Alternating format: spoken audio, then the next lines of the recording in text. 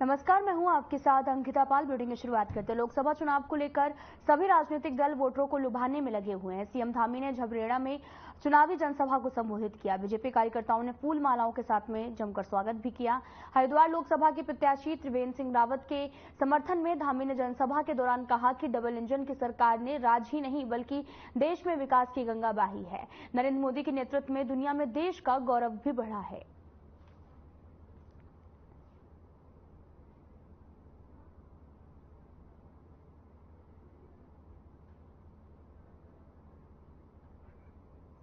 आपको बताते चलें कि सीएम धामी ने जनसभा को संबोधित किया है और साथ ही वो बीजेपी कार्यकर्ताओं ने यहां पर जमकर उनका स्वागत किया। दरअसल आपको बताते चलें कि पीएम मोदी के नेतृत्व में देश का गौरव भी बढ़ा है। भारतीय जनता पार्टी ने एक सम्मेलन का आयोजन किया जहां पर सीएम धामी ने जनसभा को संबोधित किया और बीजेपी कार्यकर्ताओं ने उनका जमकर स्वागत भी किया है। और साथ ही उन्होंने कहा कि पीएम मोदी के नेतृत्व में देश का गौरव लगातार बढ़ रहा है और देश तरक्की की राह पर है।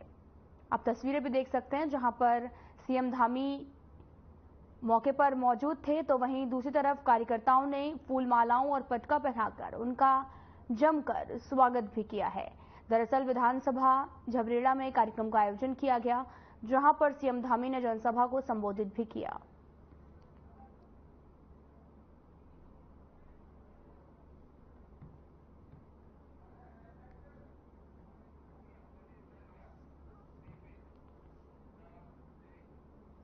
पुलिस और वन विभाग ने संयुक्त कार्रवाई करते हुए गुलदार की खाल के साथ में 2 लोगों को गिरफ्तार किया। दोनों के खिलाफ वन्य जीव संरक्षण अधिनियम में मुकदमा भी दर्ज कर कोर्ट में पेश करने के बाद में जेल भेज दिया गया।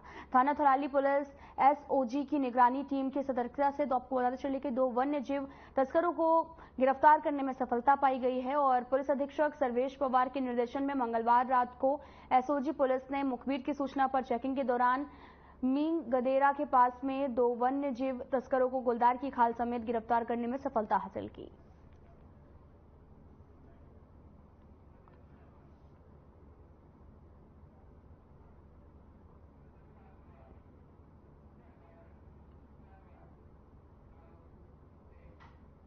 तो सीधा आपको लेकर चलते हैं हरिद्वार, जहां पर जनसभा का आयोजन किया गया। सीएम धामी कार्यक्रम में भी मौजूद रहे हैं। माता की आवाज है आप लोगों का।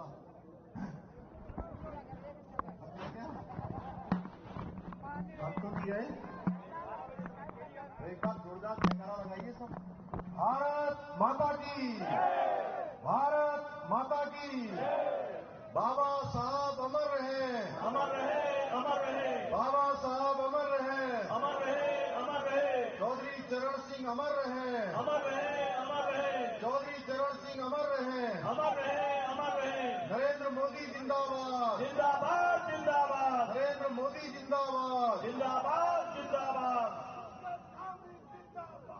जिंदाबाद, जिंदाबाद,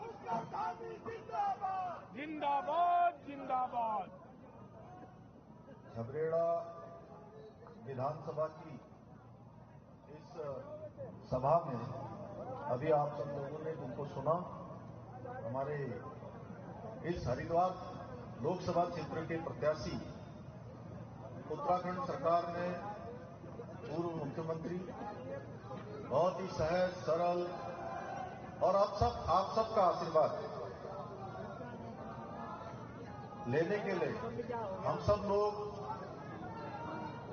आपके समक्ष आज आपका निवेदन करने के लिए आप सबके समक्ष आए हैं। इतनी बड़ी संख्या में आप सब पधारे हैं इस कार्यक्रम में। अभी जिनको आपने सुना, आदरणीय त्रिवेंद्र सिंह रावत जी, मंच पर आसीन भारतीय जनता पार्टी के हमारे जिलाध्यक्ष श्री शोभाराम प्रजापति जी, मंच पर उपस्थित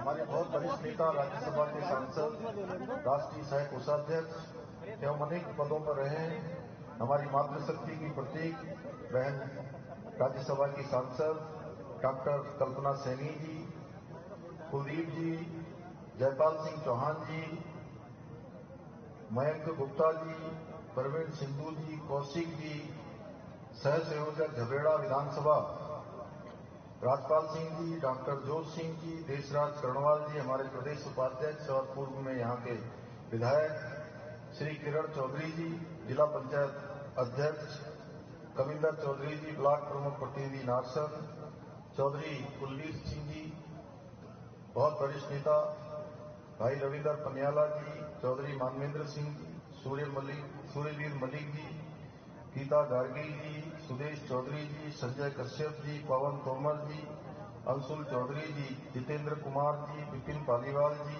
हितेश शर्मा जी, आदित्य ब्रजवाल जी, प्रहलाद सिंह जी, अनीश गौड़ जी, श्यामवीर सैनी जी, सुशील त्यागी जी, चौधरी राजेंद्र सिंह जी, श्री अशोक सिंह जी और मंच पर आसीन हमारे सभी वरिष्ठ सभी पदाधिकारीगण, सभी नेतागण और आज इस कार्यक्रम में पधारे इस क्षेत्र के हमारे सभी बड़े बुजुर्ग, सभी उपस्थित माताएं, बहनें और मेरे नौजवान साथियों और हमारे मीडिया के मित्रों, मैं सबसे पहले तो आप सबका अपनी ओर से इतनी बड़ी संख्या में यहां पधारने के लिए आप सबका मैं स्वागत करता हूं, सबका मैं अभिनंदन करता हूं और राजा विजय सिंह जी की इस वीर भूमि को भी मैं नमन करता हूं और उनके सारे सादाब शमशू जी भी हमारे पीछे बैठे हुए हैं, तालियां उनकी बज रही हैं। बलिदानी सहयोगियों के प्रति भी कृतज्ञ हूं जिन्होंने इस भारत माता को आजाद कराने के लिए अपना सर्वोच्च बलिदान दिया, अपना संघर्ष किया, अपने प्राणों की बाजी लगाई।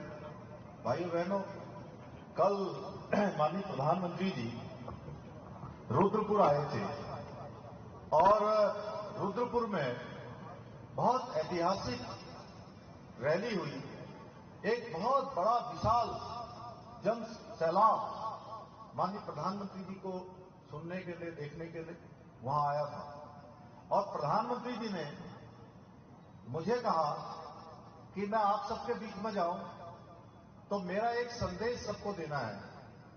उनका संदेश है कि आप सबको, उन्होंने राम राम भेजी है, राम राम माननीय प्रधानमंत्री जी की तरफ से। मोदी जी को जय श्री राम, जय श्री राम, जय श्री राम। मोदी जी को जय श्री राम, जय श्री राम, जय गांधी जी को जय श्री राम, जय श्री राम, जय श्री राम। भाइयों मोदी जी को जय श्री राम। भाइयों बहनों, मैं आप सबके बीच में आज हरिद्वार लोकसभा क्षेत्र से जो प्रत्याशी हैं हमारे, आप सब जानते हैं, बहुत ही विनम्र हैं, बहुत लगनशील हैं और जनता के लिए हमेशा समर्पित रहने वाले। मेरे बड़े भाई भी हैं, पूर्व मुख्यमंत्री हैं, आप सब जानते हैं। उन्हीं के लिए आप सबसे मैं निवेदन करने के लिए आया हूं, आप सबका आशीर्वाद लेने के लिए। उनको आशीर्वाद आप सबका मिले और उनको आपका आशीर्वाद मिलेगा, वो सीधे सीधे आदरणीय प्रधानमंत्री जी को आपका मत और समर्थन चला जाएगा। भाइयों बहनों, क्योंकि इस बार का जो चुनाव है ये बहुत ही विराट चुनाव और ऐतिहासिक चुनाव होने जा रहा है। इस बार के चुनाव में जो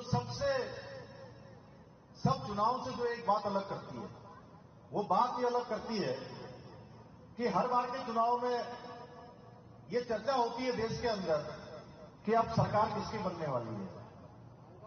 इस बार के चुनाव में सबको पता है कि सरकार किसकी बनने वाली है।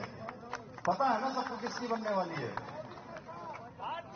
सबको पता है कि मोदी जी की सरकार बनने वाली है। और इस बार के चुनाव में एक बात और है, आदरणीय त्रिवेंद्र जी आपके बीच में जा रहे हैं, हमारे सभी कार्यकर्ता भी आपसे निवेदन करने के लिए जा रहे हैं, आप भी जगह जगह जा रहे हैं।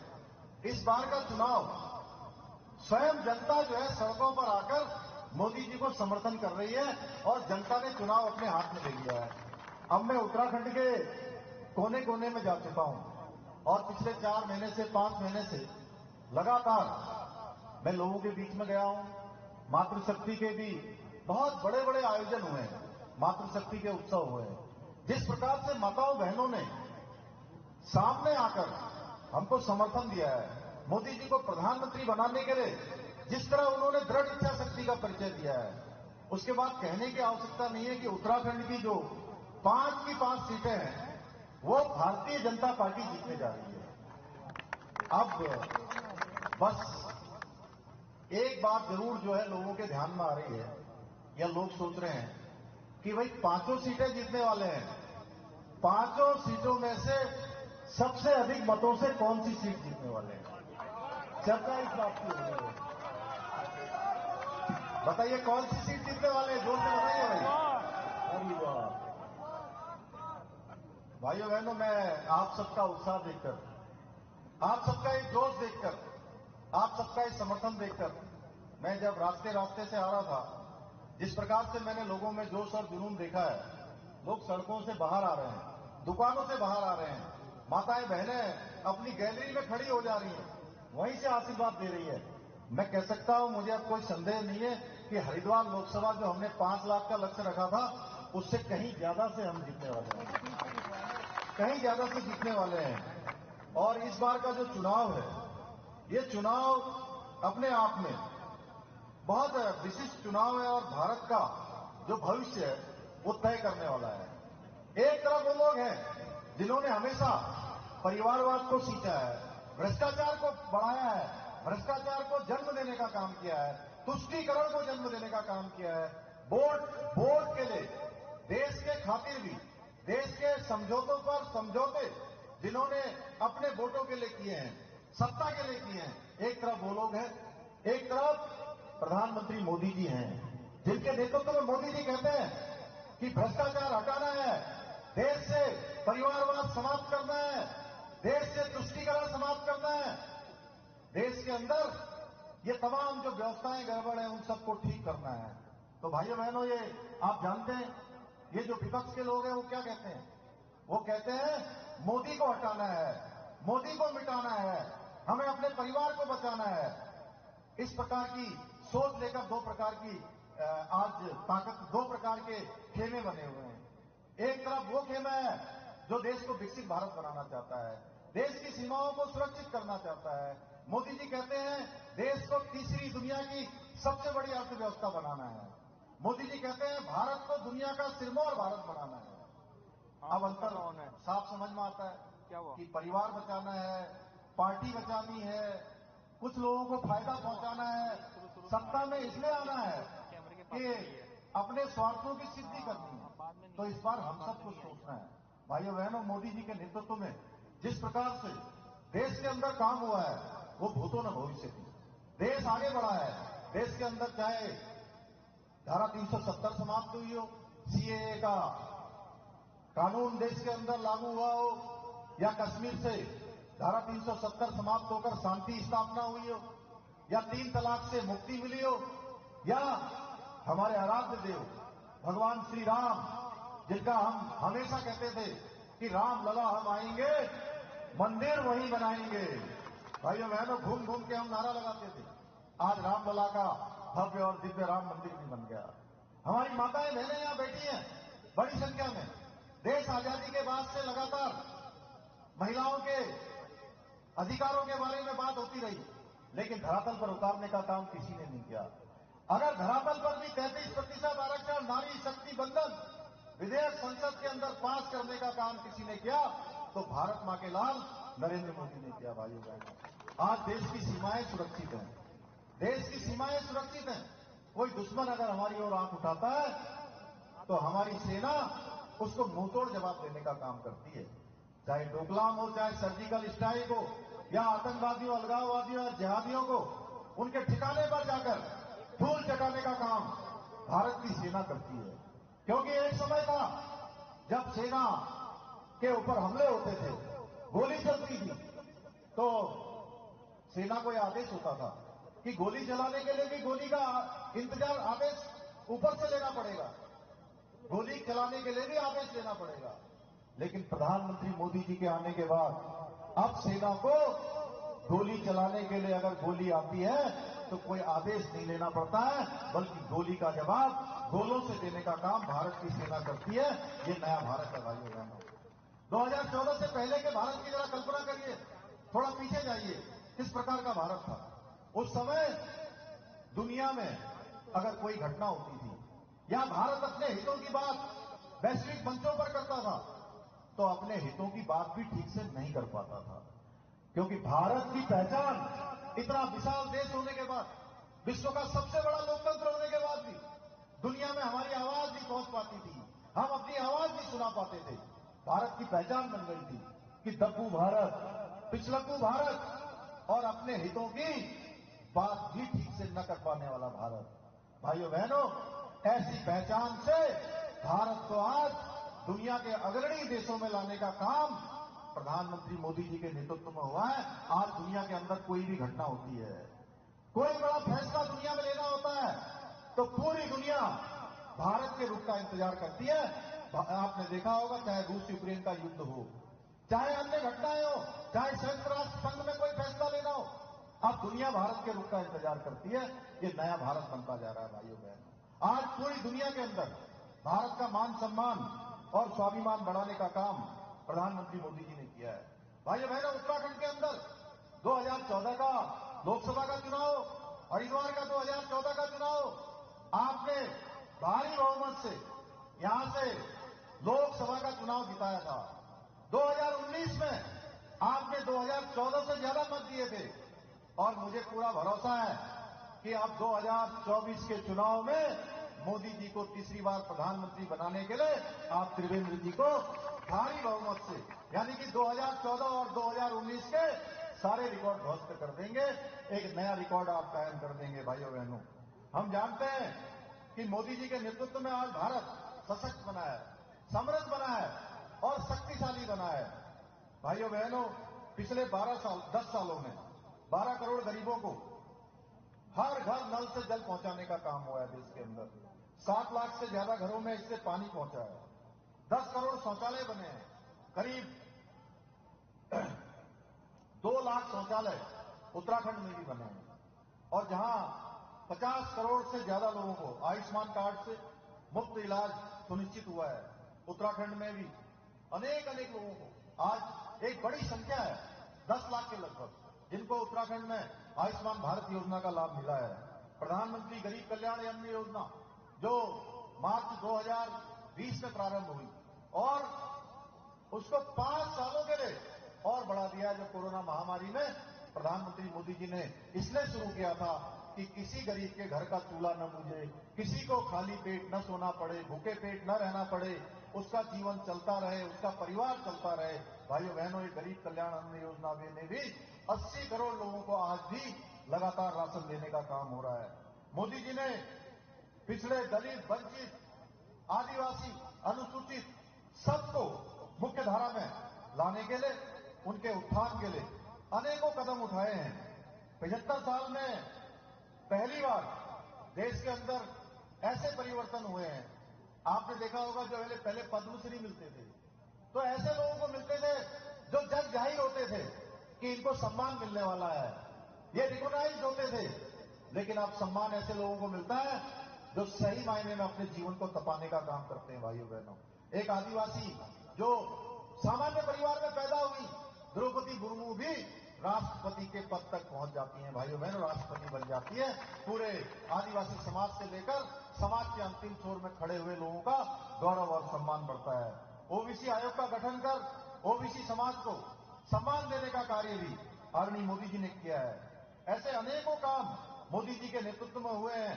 भाइयों बहनों, आज तक मोदी जी की हर गारंटी पूरी हुई है और एक बार फिर नरेंद्र मोदी जी के प्रधानमंत्री बनने पर भारत विश्व गुरु बनेगा, दुनिया की तीसरी सबसे बड़ी अर्थव्यवस्था बनेगा। भाइयों बहनों, वर्षों तक सत्ता का सुख भोगने वाली कांग्रेस की सरकार ने अपने राज्य में, अपने शासनकाल में न आतंकवाद को रोका, न नक्सलवाद को रोका, न भ्रष्टाचार को रोका और न ही लोगों को न्याय देने का काम किया। हमेशा केवल और केवल तुष्टीकरण को बढ़ावा देने का काम हुआ। हमेशा वोटों के खातिर देश में फैसले होते रहे। उनके पास न कोई नेता है, न नियत है, न नीति है और न ही कोई निर्णय लेने का उनके पास कोई ताकत है। इन्होंने सिर्फ और सिर्फ जनता को अपने स्वार्थों के लिए प्रयोग किया है। लेकिन अब जनता जाग चुकी है और हर जगह इनको सत्ता से बाहर का रास्ता दिखा दिया है। जिन राज्यों में एक बार कांग्रेस बाहर गई है, फिर लौटकर वहां वापस नहीं आई है भाइयों बहनों। आप देख रहे होंगे जो संख्या पिछली बार इनकी लोकसभा में थी, उस संख्या के 1/3 भी इस बार नहीं आने वाले हैं। इस प्रकार देश के अंदर स्थिति हो गई है। आज प्रधानमंत्री मोदी जी का उत्तराखंड की धरती से जो लगाव है, हम सब लोग भली भांति जानते हैं। इसी हरिद्वार में हमारे कितने सारे काम हो रहे हैं। ये अभी चौधरी कुलबीर जी मुझे बता रहे थे, ये उत्तर प्रदेश से लगा हुआ उत्तराखंड का अंतिम गांव है।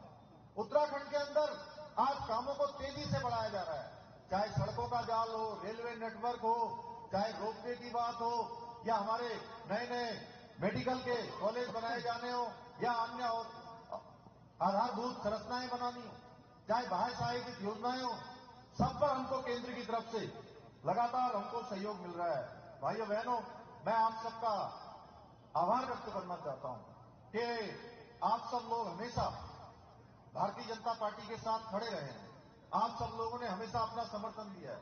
हमने भी उत्तराखंड के अंदर भी बहुत सारे ऐतिहासिक फैसले लिए हैं, और जो हमने जनता से संकल्प लिया था, जो हमने वायदा किया था, वो वायदे हमने पूरा किया है। उत्तराखंड हिंदुस्तान का पहला राज्य बन गया जहां पर समान नागरिक संहिता का विधेयक पारित होकर राष्ट्रपति महोदय की आज उसमें मंजूरी मिल गई है। नकल विरोधी कानून उत्तराखंड के अंदर लागू हो गया। भाइयों बहनों, लंबे समय से नकल माफिया हावी थे, उन नकल माफियाओं पर नकेल कसने का काम इस नकल अध्यादेश ने किया है। लैंड जिहाद और लव जिहाद पर भी हमने कड़ी कार्रवाई की है। हजारों एकड़ जमीन आज अतिक्रमण से हमने मुक्त करवाई है। दंगा रोधी कानून हमने अभी प्रचलन में लाए हैं। भाइयों बहनों, उत्तराखंड देवभूमि है, देवभूमि के अंदर किसी प्रकार का कोई आगजनी नहीं होनी चाहिए, किसी प्रकार की तोड़फोड़ नहीं होनी चाहिए। हमने कहा कि इसको, इस उपद्रव को भविष्य में इसकी पुनरावृत्ति न हो। अब कोई भी दंगाई अगर दंगा करेगा, कोई सरकारी संपत्ति, निजी संपत्ति को तोड़फोड़ करेगा, नुकसान करेगा, उस नुकसान की एक एक पाई की भरपाई अब उसी दंगाई से हमने सुनिश्चित कर दी है जो दंगा करेगा। भाइयों बहनों, हमारी जो मातृशक्ति है उसका हमने क्षैतिज आरक्षण विधानसभा में विधेयक लाकर पारित कर दिया है। हरिद्वार लोकसभा भी आज तेजी से बेहतर समन्वय के साथ केंद्र के सहयोग से लगातार आगे बढ़ रही है। अब बहुत सारे काम आगे आदरणीय त्रिवेदी जी का जो अनुभव है वो इस लोकसभा के लिए काम आएगा। भाइयों बहनों, आज इस लोकसभा को आगे ले जाने में उनका बहुत महत्वपूर्ण योगदान होगा। आप सबका सहयोग उनको मिलेगा। मैं जानता हूं बड़े भारी बहुमत से आप सब लोग जिस तरह से मुझे बता रहे थे कि जहां भी जा रहे हैं आज लोगों का एक तरफा समर्थन मिल रहा है। दूसरी पार्टियों के पास आज लोग ही नहीं है प्रचार करने के लिए। पहले तो प्रत्याशी भी नहीं मिल रहे थे। आपने देखा कि प्रत्याशी भी कई दिनों तक ये हो रहा था कि भाई हर बार कांग्रेस पार्टी में ये सिफारिश लगाते थे कि टिकट मुझे चाहिए, मुझे चाहिए। इस बार सिफारिश जानते हैं किस बात की लग रही थी? कि टिकट मुझे न मिले, क्योंकि सबको पता था इस बार चुनाव का परिणाम क्या आने वाला है। रिजल्ट सबको पता है, भले 4 जून को मतगणना होने वाली है, रिजल्ट पहले से ही पता है। इसलिए भाइयों बहनों, मैं आज आप सबसे निवेदन करने के लिए आया हूं कि आप सब लोग हरिद्वार के विकास के लिए, देश के विकास के लिए, देश को महाशक्ति बनाने के लिए, देश को विकसित भारत के संकल्प को आगे बढ़ाने के लिए, भारत को तीसरी अर्थव्यवस्था बनाने के लिए। फिलहाल इस वीडियो में इतना ही। नमस्कार।